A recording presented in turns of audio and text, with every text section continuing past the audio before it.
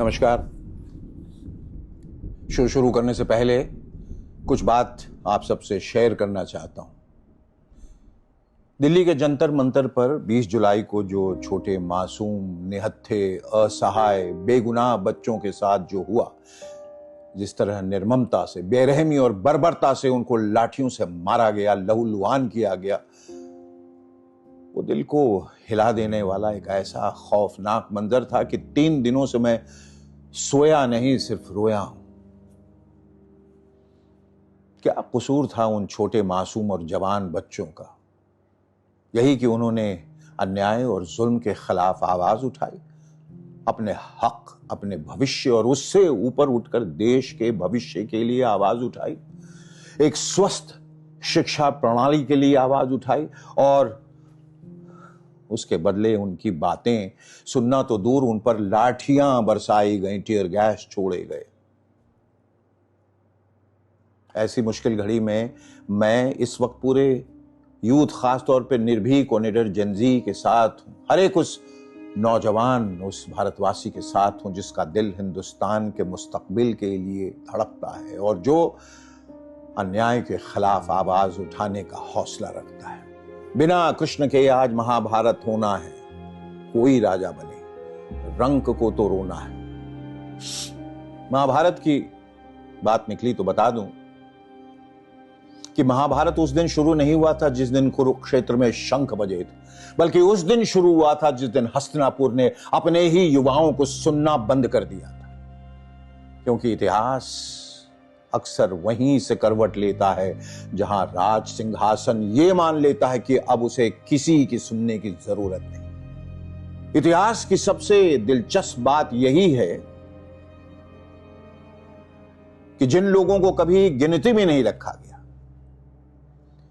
वही लोग सत्ता की नींव हिला देते हैं और फिर सबसे पहले उनकी बात नहीं, उनकी पहचान निशाने पर ली जाती है। किसी को विद्रोही कहा जाता है, किसी को देशद्रोही, किसी को नालायक, लेकिन इतना जान लें, ये वो लोग हैं जिन्हें जितना ज्यादा कुचलो उतना ही ये वापस लौट आता है, जितना ठुकराओ उतना फैल जाता है। वो ताकत नहीं, जिद से जीवित रहता है। और क्रांति भी ठीक ऐसे ही होती है। वो संसदों में पैदा नहीं होती, वो उन घरों में जन्म लेती है जहां परिश्रम बड़ा होता है और अवसर छोटे। वो तलवार नहीं, अपमान से पैदा होती है, और उस दिन पैदा होती है जब एक पीढ़ी कहती है अब और नहीं, बस अब और नहीं। अपने शो को जो आज अभी थोड़ी देर में शुरू होने वाला है, उसको लेकर मैं सुबह से बहुत परेशान था कि इसे टेलीकास्ट किया जाए या नहीं, क्योंकि ऐसे मौके पर जहां चारों तरफ त्रासदी ही त्रासदी है, जहां आज के नवयुवकों पर प्रहार किया जा रहा है, उन्हें मारा जा रहा है, धमकाया जा रहा है, ऐसे में क्या ये शो दिखाना उचित है, उचित होगा? और फिर मैंने सोचा कि नहीं, हमारा शो तो जनता की आवाज है। मैंने अपने पहले ही एपिसोड में कहा था कि मैं एक जरिया हूं, एक सच्ची आवाज आप तक पहुंचाने का। मेरी ताकत आप ही से है, और जैसा कि कहते हैं, the show must go on, so I decided, yes, I will do the show. And let me assure you that I am with you in this fight with all my might. Welcome to Shaker Tonight. Jai Hind, Vande Mataram.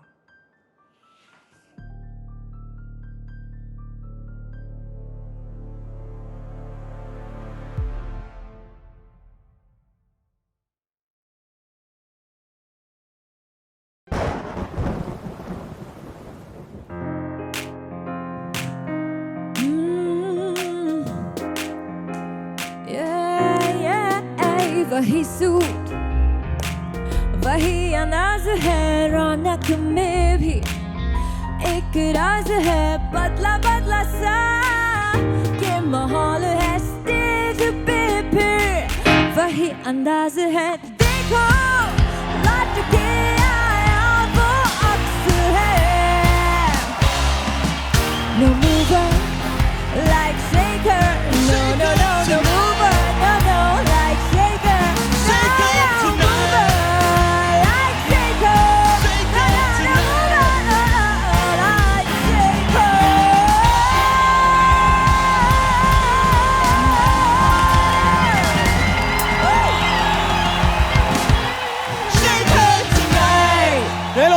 Welcome to Shekhar चुनाव।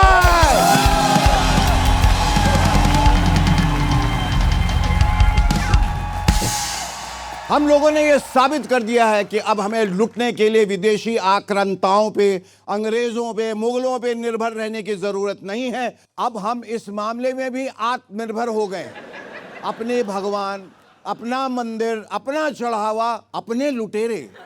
आत्मनिर्भरता की इससे बड़ी मिसाल और क्या होगी। कुछ लोग तो ये भी कह रहे हैं कि अपनों का चढ़ावा अपनों ने लूटा, तुम्हें क्यों तकलीफ हो रही है। भाई बिल्कुल सही है, अपने तो अपने ही होते हैं। योगी जी ने कहा है कि कोई रामद्रोही मंदिर में घुस नहीं सकता।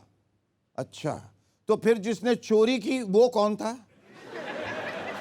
मेरे ख्याल से समझदार आदमी को इस मामले में चुप ही रहना चाहिए। और ध्यान से देखिए, जो लोग समझदार हैं वो चुप ही हैं। नादान विपक्ष शोर शराबा कर रहा है। दरअसल विपक्ष को ये आत्मनिर्भरता पसंद नहीं आ रही है। वो तो चोरी हो गई चिल्लाने में लगे हुए हैं। कुछ लोगों का कहना है कि अयोध्या राम मंदिर में चढ़ावा चोरी पर राजनीति नहीं करनी चाहिए। वैसे किसी भी मुद्दे पर जब कोई आवाज उठाता है तो यही सुनने को मिलता है, अरे ये राजनीति करने का समय नहीं है। समय के पहले बोलो तो दहशत फैला रहे हैं, संकट के समय बोलो तो अभी बोलने का वक्त है क्या, बाद में बोलो तो तुम कहां थे अब तक, अब क्या फायदा पुरानी बातों को उठाने का। कहने का मतलब है कि बोलो ही मत, सिर्फ सुनो। तो भाई साहब, एक ब्लैक बोर्ड बनाकर टांग दें और उस पर लिख दें कि राजनीति करने का समय सुबह 10 से 12 और शाम को 6 से 8।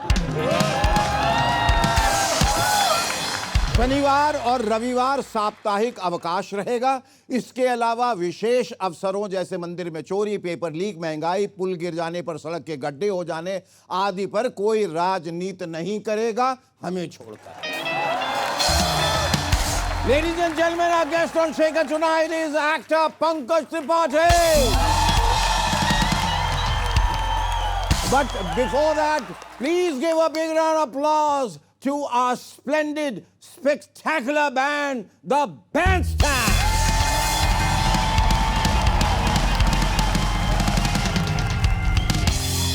हमारे यहाँ खबरों का भी मौसम चलता है। अब देखिए ना, इस वक्त 2 खबरों का मौसम चल रहा है, एक चंदा चोरी और दूसरा एथेनॉल का। जंतर मंतर पर क्या चल रहा है आपको पता है? नहीं पता है? कहां हाईवे धंस गया, कहां पुल पलट गया, आपको पता है? कच्चे तेल के भाव अंतर्राष्ट्रीय बाजार में कितने कम हो गए हैं, आपको पता है? मणिपुर में क्या चल रहा है, राजस्थान में मासूम बच्ची के साथ क्या हुआ, पश्चिम बंगाल में चर्च में क्या हुआ, पता है? नहीं पता है ना, क्योंकि इन खबरों का मौसम नहीं है। मौसम तो सिर्फ मंदिर के चढ़ावा चोरी की खबरों का है। कानपुर लखनऊ एक्सप्रेस हाईवे में उद्घाटन के पहले ही काफी गड्ढे हो गए हैं। इस पर जब मंत्री जी से पूछा गया तो उन्होंने झुंझला के कहा कि ज्यादा तकलीफ है तो जनता खुद ही सड़क बना ले। वो तो हम बना लेंगे मंत्री जी, पर यह मत भूलिए जनता सड़क बनाना भी जानती है और सड़क पर लाना भी।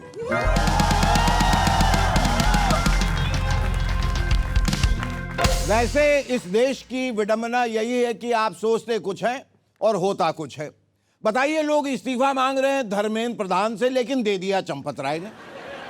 इंक्वायरी करनी थी चंपत राय की, लेकिन हो रही है टिन्नू यादव की। सवाल पूछना था टिन्नू यादव से, लेकिन सवाल पूछा जा रहा है अखिलेश यादव से। मतलब कुल मिलाकर सब कुछ गोल गोल घुमाया जा रहा है। अब देखिए ना, 20% एथेनॉल मिलाने के मामले में लोग गडकरी जी को घेर रहे थे, लेकिन गडकरी जी ने कह दिया यह मेरा मामला नहीं, पेट्रोलियम मंत्रालय का मामला है। मतलब जो 20% एथेनॉल पहले पेट्रोल में मिलाया जाता था, गडकरी जी ने उसे अब पूरे पेट्रोलियम मंत्रालय में ही मिला दिया। तो मामला घूम के हरदीप पुरी जी के पास पहुंच गया। अब देखना यह है कि हरदीप पुरी जी इस मामले को कहां घुमाते हैं।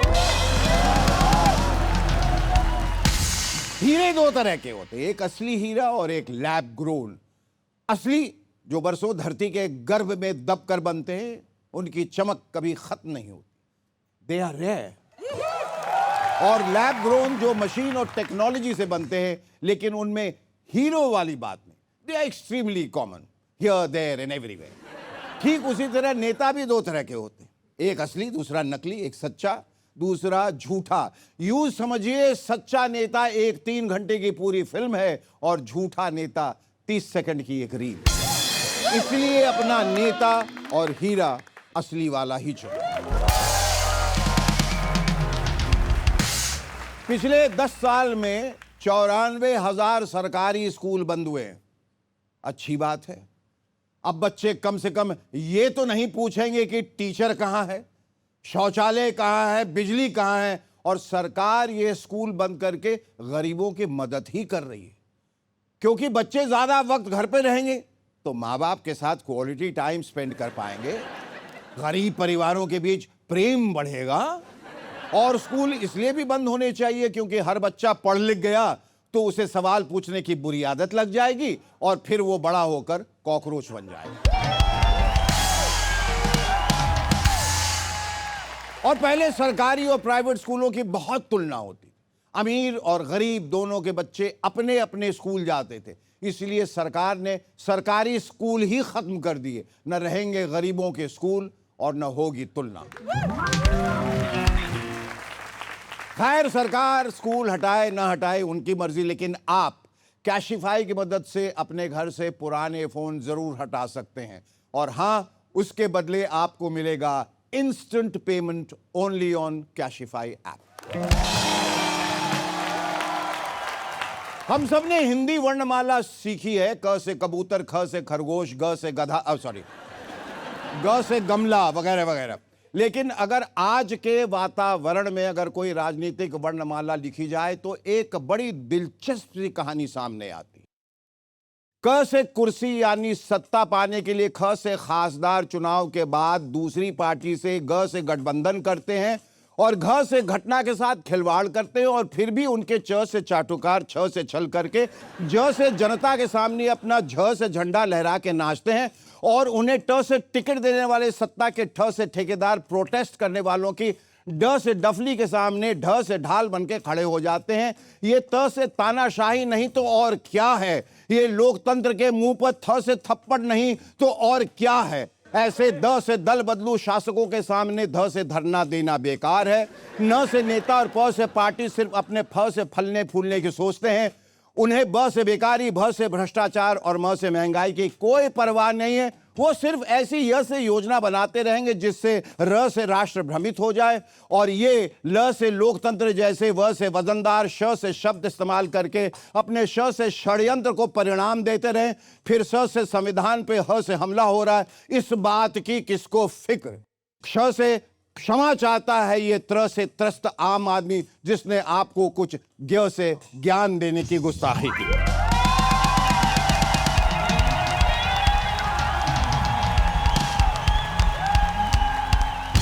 Our guest on Shaker tonight is a grassroots actor from Bihar who has risen to become 2 times national award winner. Intense, forceful and brilliant. Ladies and gentlemen, please welcome the avant-garde maverick Pankaj Tripathi!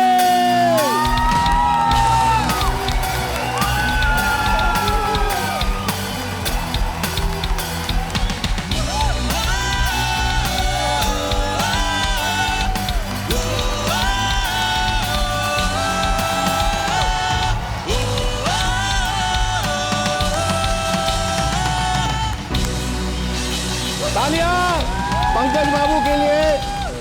Pankaj बाबू, बहुत बहुत शुक्रिया, दिल की गहराइयों से आपका धन्यवाद shaker tonight में आने के लिए। अक्सर लोग जब आते हैं यहाँ कुर्सी पर बैठते हैं थोड़े जिटरी रहते हैं, लेकिन इन योर केस आप जिटरी नहीं, आपके कपड़े जिटरी हो गए। मैं लोगों को बताना चाह रहा हूँ कि कुछ कैमरा जो है वो हॉरिजॉन्टल वर्टिकल लाइंस पे थोड़ा बुरा मान जाते हैं, और लेकिन देखिए इनकी खासियत कि ये एक बैकअप प्लान लेके आए थे। एक अच्छे एक्टर की वही निशानी होती है, जब ये काम ना करे तो एक प्लान बी जरूर रहता है। इनके लिए तालियां बजाइए जोरदार। पंकज बाबू, ऐसा है कि जो भी हमारे शो में आता है तो हम उसका खैर मकदम, उसका इस्तकबाल करते हैं मेहमान नवाजी के तहत, उसका आदर सत्कार करते हैं और गिफ्ट देते हैं। अच्छा, और ये देखिए आपके लिए क्या गिफ्ट है। ओह क्या बात है, तुलो। चलो ऑर्गेनिक, इसके बारे में ज़रा हमको बताइए। ये गिफ्ट एक्चुअली इनके तरफ से मुझे है, इसके बारे में ज़रा बताइए। सर ये तुलो क्लोथिंग है। तुलो बंगला में। हाँ हाँ तो मैं हैंडलूम से, खादी से जुड़ा हुआ हूँ। हाँ तो विनीत चौहान जो आज बैकअप लेके आए थे, विनीत। हाँ हाँ तो विनीत और हमने मिलके एक छोटा सा प्रयास किया है, क्योंकि बहुत सारे बुनकर हैं भारत में, अलग अलग राज्यों में।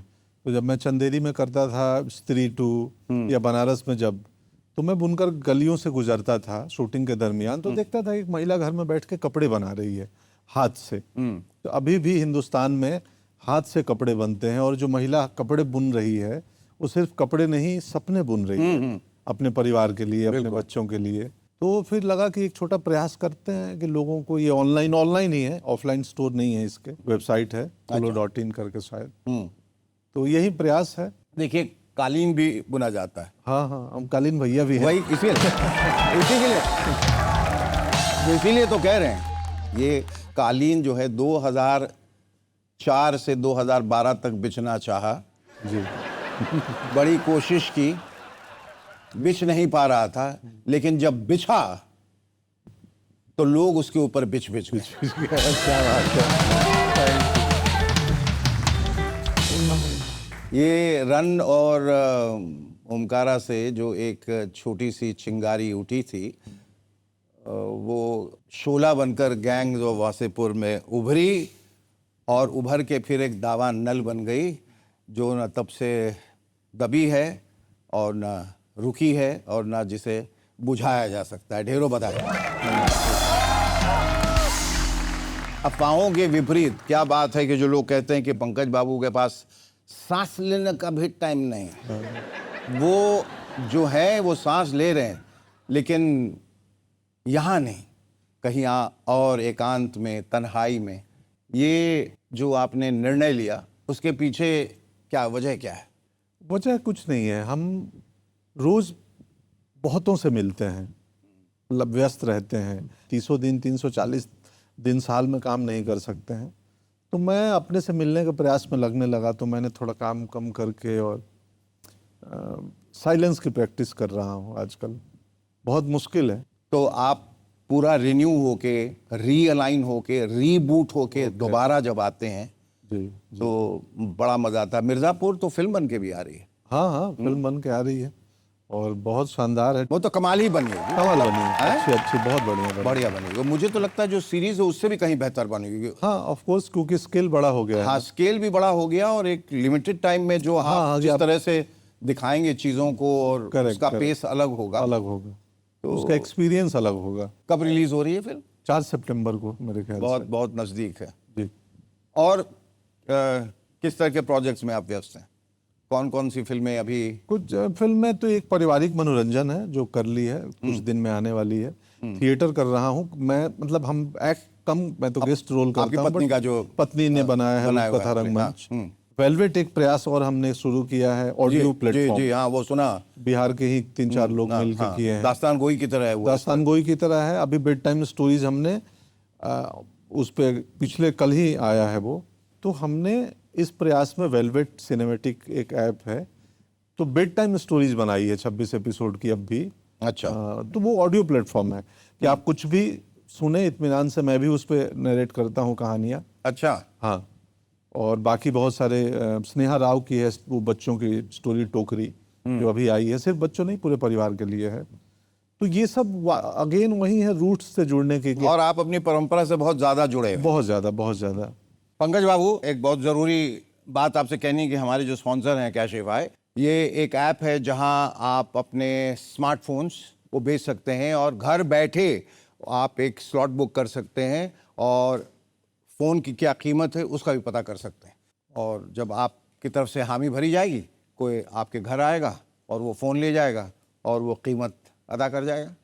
कैशिफाई, इनकी सोच है कि ओल्ड इज़ गोल्ड, जो हम हमेशा बोलते आए। तो हमारे घर में भी बहुत सारी ऐसी चीज़ें होती हैं, यादें होती हैं, कोई कोना होता है। वो कौन सी एक ऐसी चीज़ है आपके घर में, गांव में, या यहाँ बम्बई में कहीं जो आप रिविजिट करना चाहेंगे? मैं अभी करके आया हूँ, 6 महीने पहले गांव गया था ना मैं। पहले सुबह सुबह 6 साढ़े 6 बजे हम लोग खेतों में चले जाते थे।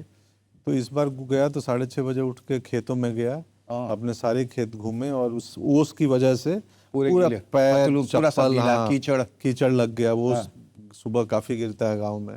वो भी करके आया हूँ थोड़े दिन पहले। जब आप गांव गए, वहाँ की हवा अलग, उसकी महक अलग, और जिसमें आपकी पुरानी यादें वाबस्ता हैं, शामिल हैं।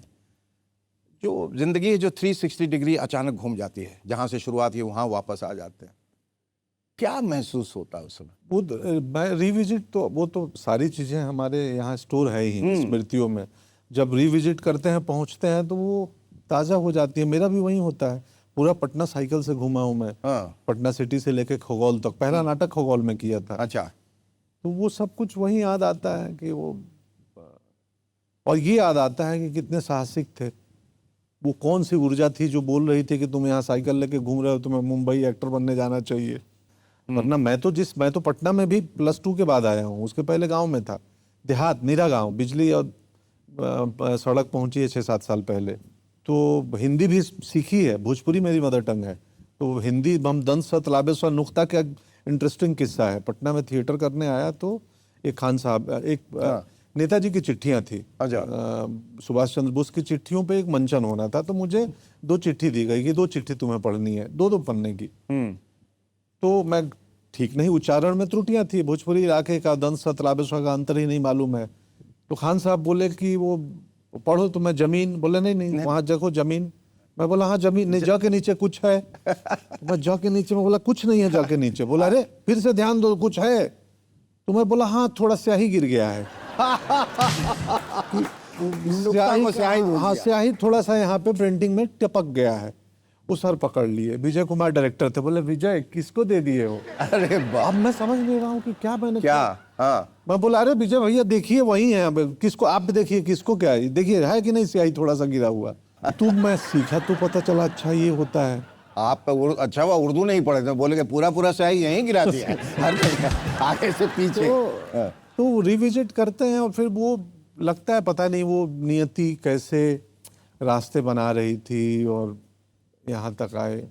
ऑडियंस जो है वो आपसे इतनी ज़्यादा उम्मीदें लगाई बैठी हैं कि हर फिल्म में हो या हर कोई सीरीज हो या कुछ भी है, पंकज बाबू जब करेंगे तो बवाल होगा। ये कितना बड़ा बोझ और कितनी बड़ी जिम्मेदारी है। बोझ तो नहीं, जिम्मेदारी है, बड़ी जिम्मेदारी है कि ट्रस्ट जनता का, ऑडियंस का बड़ा मुश्किल से मिलता है। अगर ट्रस्ट मिल गया है कि लोग यकीन करें कि ये आएगा तो कुछ इंटरेस्टिंग करेगा, तो फिर जिम्मेदारी बड़ी हो जाती है। फिर उस जिम्मेदारी स्क्रिप्टों का चयन तक आ जाती है कि मैं कैसे स्क्रिप्ट का हिस्सा बनूं, मैं किरदार को कैसे इंटरेस्टिंग, रोचक बनाऊं कि लोगों को वो जो भरोसा बना है वो भरोसा टूटे नहीं। तो जिम्मेदारी है। उसके लिए स्क्रिप्टों के चयन पे अब थोड़ा और सख्ती कर दिया हूं मैं।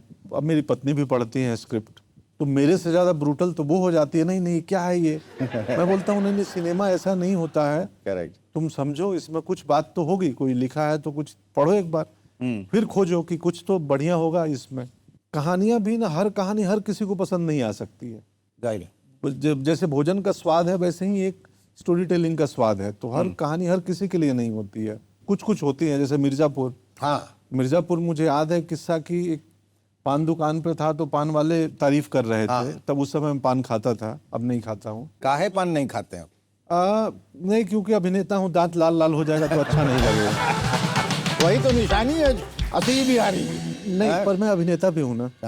तो कलरफुल दांत लेके एक्टिंग करना हर किरदार में नहीं जाएगा, वो लिमिटेड किरदार में जा पाएगा। तो और पान लेके निकला, गाड़ी में थोड़ी दूर आगे बढ़ा तो वर्ल्ड बैंक में एक बड़ी अधिकारी थी भारत की, उनका फोन आया न्यूयॉर्क से कि हमने देखा बहुत बढ़िया है। मैं बोला यार ये एक शो 2 अलग अलग वर्ग के लोग हैं, उन दोनों को पसंद आया। तो कुछ कहानियां होती हैं जिनकी मास अपील या जिनकी अपील वैसी हो जाती है कि वो सबको पसंद आ जाए, पर हर कहानी हर किसी को पसंद आए ये जरूरी नहीं। हाँ, ये नहीं सर, बिल्कुल। काम करते करते आदमी प्रशस्ति के लिए, यश के लिए, कीर्ति के लिए काम करता है, और जब उसे राष्ट्रीय पुरस्कार से सम्मानित किया जाता है तो एक बार जोरदार तालियां बजाइए इनको। 2 बार, एक बार तो न्यूटन के लिए मिल चुका है राष्ट्रीय पुरस्कार, और दूसरा मिमी के लिए मिला है। आइजक का तो वो लॉ ऑफ ग्रेविटी है जो आप में ऑलरेडी है, law of gravity, law of Gravitas भी है बहुत ज़्यादा। और तो उनका लॉ है, अगर आपने पढ़ा होगा, कि F is equal to G m1m2 divided by r²। इतना तो नहीं पढ़ा हूँ। अच्छा मान लें F इज इक्वल टू, यानी कि फिल्म्स, G के लिए कुछ सोचिए गुड स्क्रिप्ट। और M, 2 बार M है, M1 बारे में गुड स्क्रिप्ट, फिर एम से M से मनी भी हो सकता है, M से मोटिवेशन भी हो सकता है। मनी ज्यादा इंटरेस्टिंग। मनी इंटरेस्ट R मेरे ख्याल से वो होगा रिस्पेक्ट, आदमी जो उस एहतराम के लिए काम करता है वो रिस्पेक्ट मुझे मिले। और R से होता है रेजिलियंस, दृढ़ता है वो। और वो वक्त वक्त पर मेरे ख्याल से परिभाषाएं बदलती रहती हैं। आप बहुत ज़्यादा एक्टिंग के बारे में सोचते हैं, इसको कैसे बेहतर किया जाए कि जो है और वो कैमरा के सामने जब आते हैं किरदारों को लेके वो नेचुरली एक्टिवेट हो जाता है। मैं एक्टिंग पे बहुत ज़्यादा सोचता हूँ, हाँ सोचते हैं आप? हाँ, लेकिन मैं किरदार जब करने जाता हूँ तो बहुत ज़्यादा नहीं सोचता हूँ, क्योंकि मेरा मानना है कि एक्टर के प्रिपरेशन में बहुत समय लगता है और बहुत तैयारी चाहिए। किरदार के प्रिपरेशन में अगर एक्टर तैयार होगा तो वो आसानी से किरदार को पकड़ सकता है, कर सकता है। उस पर नहीं सोचता हूँ बहुत कि, और 2-3 दिन ऐसे ही करते करते समझ में आने लगता है कि ये कैसा ये दुनिया भर की जो थियरीज हैं, आप तो NSD में, हाँ जी वो स्टानिस्लावस्की, ग्रोटोस्की, ये दुनिया भर की चीज़, नेचुरल स्कूल, मेथड एक्टिंग वगैरह चलता रहती है। उसमें कितना दम है? क्योंकि नसीर भाई ने अभी कहा बहुत लंबे समय बाद बोले, मैं सुन रहा था। हाँ, बहुत समय पर, लेकिन एकदम खखार के बोल दिया। कमिंग बैक टू नसीर साहब का स्टेटमेंट, उन्होंने कहा कि जितने फेलियर्स हैं यहाँ से, वही सब वापस NSD में आ जाते हैं। मैं पटना से जब NSD पहुंचा तो मैं पटना में काफ़ी, कालिदास रंगालय में हम करते थे थिएटर, और बहुत इम्पल्सिव और खुले हुए अभिनेता थे। वहाँ आके 1 साल मुझे परेशानी हुई कि ये लोग पढ़ा रहे हैं, सिखा रहे हैं, मेरा इम्पल्स मेरा चला गया। हाँ। लेकिन मैं उसको उस तरीके से देखता हूँ कि वो भी जानना ज़रूरी है। एक ही संस्थान से 10 एक्टर आते हैं और वो 10 किस्म के बन के निकलते हैं, तो उसमें कमाल के भी होंगे, गोबर भी हो सकते हैं। तो उसमें सिर्फ संस्थान की भूमिका नहीं है, भूमिका उस इंडिविजुअल की है कि उसने वहाँ से क्या लिया। मैं 2 साल तक कंफ्यूज था NSD में कि लोग कर क्या रहे हैं। पास आउट होने के 5 साल बाद मुझे लगा कि कुछ चीज़ें जो मैं वहाँ सीखा, मैं पहले सीरियस सीन में भी कॉमेडी कर देता था। अच्छा, हाँ। ये क्यों? क्योंकि लगता था कि यार हंसाना है कुछ तो लोग हंसेंगे, मजा आ जाएगा। हाँ, तो फिर वो एहसास किसी ने दिलाया आपको? खुद किसी ने नहीं दिलाया। वो कोई भी शिक्षक होता है ना, वो अपने विद्यार्थी को 3-4 रास्ते दे देता है। अब तुम्हारे ऊपर डिपेंड है तुम किस रास्ते पे चलोगे और तुम अपना मेथड क्या बनाओगे। तो NSD की ट्रेनिंग, NSD से पास आउट होने का 4-5 साल बाद मुझे लगा कि नहीं यार, वो शायद मैं जो भी अभिनेता बना हूँ वो ज़रूरी था। उस वक्त नहीं लगा था।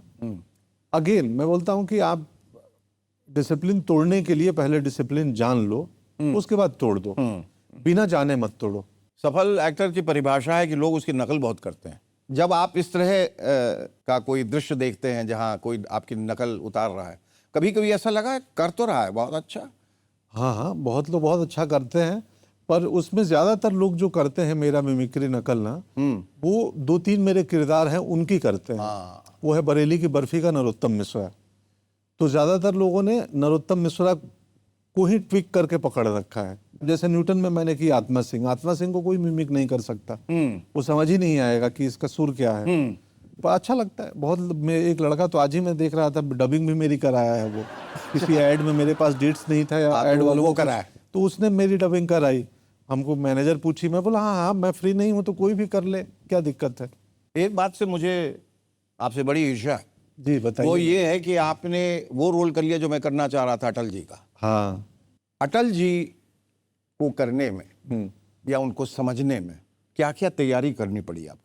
मैंने अटल जी में बहुत सारी किताबें पढ़ी, पुराने स्पीचेस देखे उनके, और मेरे लिए बहुत चुनौतीपूर्ण था क्योंकि मैं मिमिक्री में बहुत खराब हूँ। तो मैं बहुत दुविधा में था कि मैं अटल जी को कितना मिमिक कर पाऊंगा। एक सीन जो उन्होंने ट्रेलर में डाल दिया था वो पहला दिन था। अब मैं स्ट्रगल कर रहा हूँ कि मैं मैनरिज्म कितना पकड़ पाऊंगा नहीं पकड़ पाऊंगा, और वो ट्रेलर में आ गया। मैं सर पकड़ लिया, अरे यार ये क्यों डाले हैं। तो पहला दिन मैं खुद ही तीर मार रहा हूँ कि मैं क्या करूंगा। फिर फाइनली मुझे लगा कि व्यक्ति ज़्यादा वो है जो उसका बाहरी आवरण है, कि व्यक्ति ज़्यादा वो है जो उसके विचार हैं, उसका विजडम है।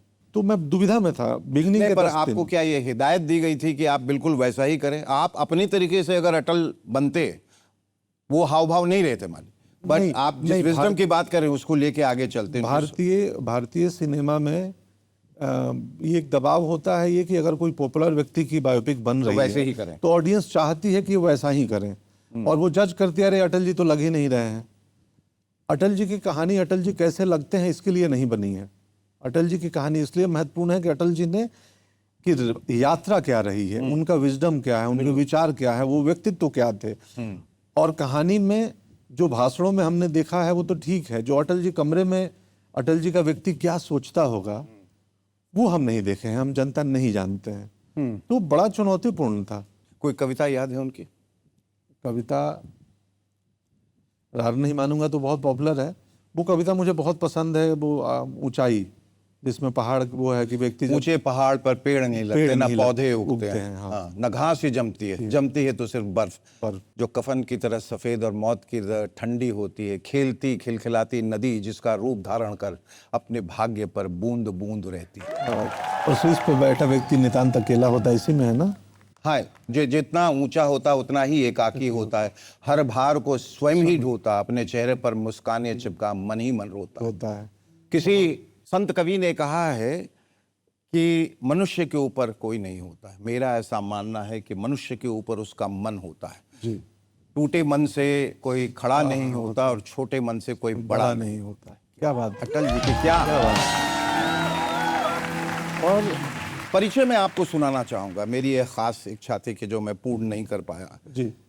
मैं शंकर का वो क्रोधानल कर सकता, जगती क्षार क्षार डमरू की वो प्रलय ध्वनि हो जिसमें नचता भीषण संहार। रणचंडी की अतृप्त प्यास, मैं दुर्गा का उन्मत्त हास, मैं यम की प्रलयंकर पुकार, जलते मरघट का धुआंधार। फिर अंतरतम की ज्वाला से जगती में आग लगा दूं मैं, यदि धधक उठे जल थल लंबर जड़ चेतन तो कैसा विस्मय। हिंदू तन मन हिंदू जीवन, रग रग हिंदू मेरा परिचय। मैं आदि पुरुष निर्भयता का वरदान लिए आया, भू पर पै पीकर सब मरते आए, मैं अमर हुआ लो विष पीकर। अधरों की प्यास बुझाई है पीकर मैंने वो आग, प्रखर हो जाती दुनिया भस्म सात जिसको पल भर में ही छूकर। भय से व्याकुल फिर दुनिया ने प्रारंभ किया मेरा पूजन, मैं नर नारायण नीलकंठ बन गया न इसमें कुछ संशय। हिंदू तन मन हिंदू जीवन, रग रग हिंदू मेरा परिचय।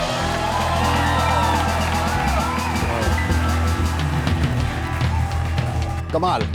इसी से जो बात निकली है, चूंकि हम लोग अपने इस वार्तालाप के आखिरी एक पन्ने पे हैं जी। एक मेरी बड़ी इच्छा थी कि हम लोग इस लोकतंत्र में हम लोग हमेशा कहते हैं ये हमारा प्रधानमंत्री अच्छा नहीं, वो अच्छा नहीं, ये अच्छा नहीं, सब खराब। जब आप खड़े हैं तो कौन सी ऐसी 2 बात 4 बात या क्या ऐसा है जो आप अपने देशवासियों को कहना चाहेंगे? जोरदार तालियां बजाइए पंकज बाबू के लिए।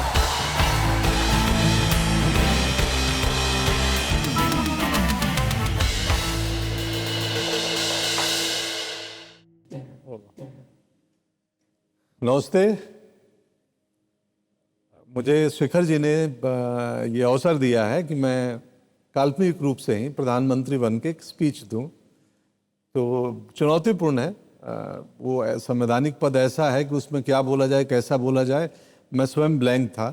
फिर भी एक विषय जो मेरे हृदय के करीब है, अगर यदि मुझे अवसर मिलता तो मैं ज़रूर उसको एड्रेस करता। वो है योग, जिसको आजकल योगा बोला जाता है।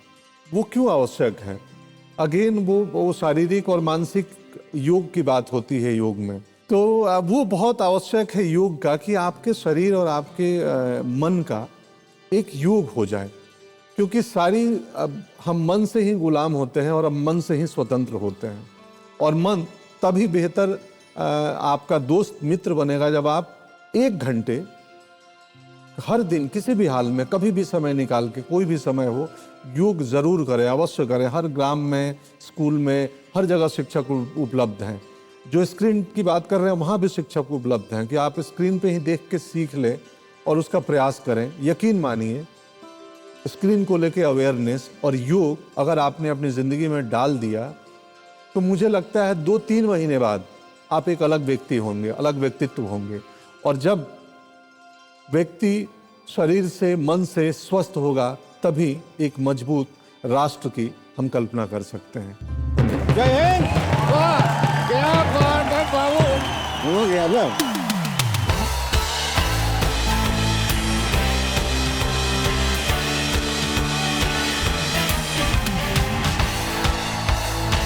So ladies and gentlemen, it's time to sell your old phones and it's time to download the Cashify app. Do it right now. You won't regret it, I promise you.